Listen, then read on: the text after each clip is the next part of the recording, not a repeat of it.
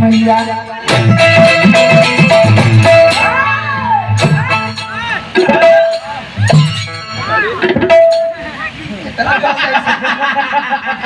इसको कहा जाता है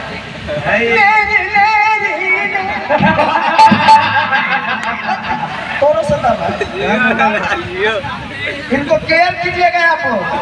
बाकी बलिया वाले हमारे सुनता समाज जब जब इनका आवाज में बाहर फरेगा ना तो ये ऐसे जानते कैसे करेंगे, माइकवा कैसे करेंगे।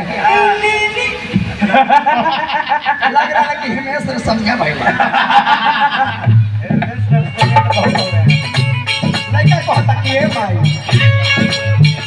माई हम सब हमको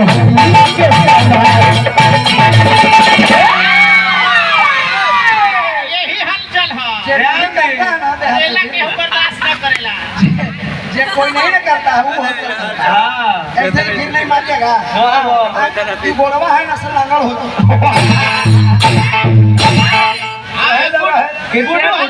लांगड़ होगा। अरे देखिए पब्लिक के हंसी होना चाहिए चेहरा पर।